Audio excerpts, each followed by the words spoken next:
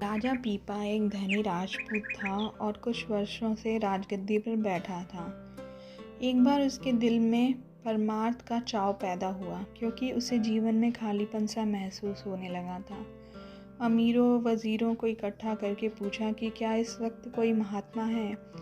उन्होंने कहा कि कबीर साहिब और गरीबदास जी तो चोला छोड़कर जा चुके हैं। अगर इस वक्त कोई महात्मा है तो जूते बनाने वाले संत रविदास हैं, जो आपके महलों के पास ही रहते हैं। अब राजा मन में सोचने लगा कि क्या करूं, परमार्थ भी ज़रूरी है। अगर खुल्लम खुल्ला जाता हूं तो राज्य पलट जाएगा, लोग विरुद्ध हो जाएंगे। दिल में प्रेम था, इसलिए सोचा कि कहीं संत रविदास अकेले मिले तो उनसे दीक्षा ले लूं। आखिर एक दिन ऐसा मौका आया जब कोई त्यौहार था और सारी प्रजा गंगा स्नान के लिए चली गई थी। इधर राजा अकेला था, उधर संत रविदास जी का मोहल्ला सूना था, कोई भी घर पर नहीं था। राजा छिपकर संत रविदास जी के घर गया और प्रार्थना की कि गुरु महाराज मुझे दीक्षा दे दो। संत रविदास जी ने चमड़ा भिगोने वाले कुंड में से पानी का एक चुल्लू भर कर राजा की तरफ बढ़ाया और कहा, राजा यह पी लो। राजा ने हाथ आगे करके ले तो लिया, लेकिन चमड़े वाला पानी क्षत्रिय राजपूत और फिर राजा कैसे पीता। खुली बाजू वाला कुर्ता पहना हुआ था, इधर उधर देखा और पानी बाहों के बीच में गिरा लिया। मन में सोचा कि आज तो बड़ी मुश्किल से बचा हूँ। संत रविदास जी ने देखा, लेकिन जुबान से कुछ नहीं कहा। राजा चुपचाप सिर झुकाकर झोपड़ी से बाहर आ गया। इधर उधर देखा कि कोई देख तो नहीं रहा। ऐसा ना हो कि कोई देख ले और सबको पता चल जाए कि राजा जूते बनाने वाले के घर जाता है। पर सब लोग अभी त्यौहार में मस्त, सब गलियां खाली थीं। राजा जल्दी जल्दी अपने महल में वापस आ गया। उसी वक्त धोबी को बुलाया और हुक्म दिया कि इस वक्त कुर्ते को लेकर जाओ और घाट पर धोकर लाओ। धोबी कुर्ते को घर ले गया। उसने दाग उतारने की बहुत कोशिश की, पर सब कोशिशें व्यर्थ गईं। फिर अपनी लड़की से कहा कि वह जो दाग है इसको मुंह में लगाकर चूसो ताकि यह निकल जाए और कुर्ता जल्दी साफ हो जाए, ताकि राजा नाराज ना हो। लड़की मासूम थी, वह दाग चूस कर थूकने की बजाय अंदर निकलती गई। नतीजा यह हुआ कि लड़की का अंदर पर्दा खुल गया।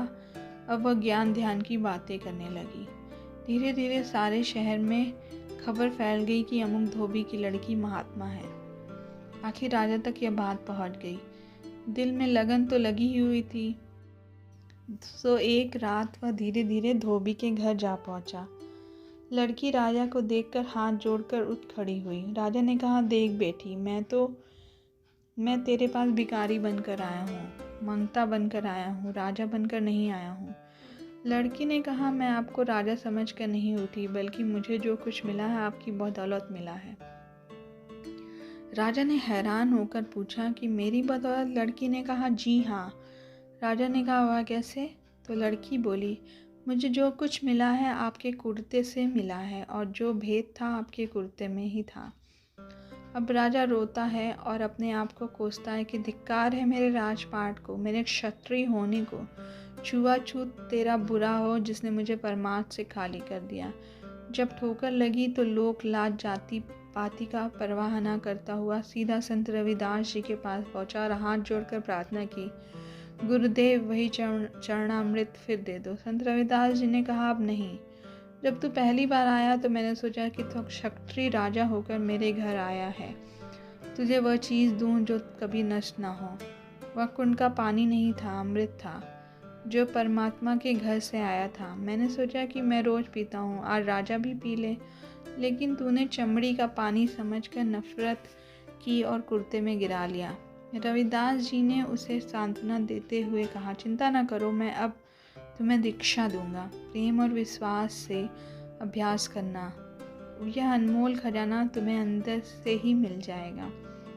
राजा को समझ आ गई और विश्वास हो गया। परमार्थ का शौक था, दीक्षा लेकर कमाई की और महात्मा बन गया। राजा पीपा के शब्द गुरु ग्रंथ साहिब में दर्ज हैं। वह राज भी करता था और नाम भी जपता था। दोस्तों, आज भी हमें जाकर जंगलों में रहने की ज़रूरत नहीं। हम अपना काम भी कर सकते हैं और ईश्वर का नाम भी जप सकते हैं। अगर आपको यह साखी अच्छी लगी हो, ये वीडियो अच्छा लगा हो, तो इस चैनल को सब्सक्राइब करें, वीडियो को लाइक करें और अपनों के साथ शेयर करें। Thank you.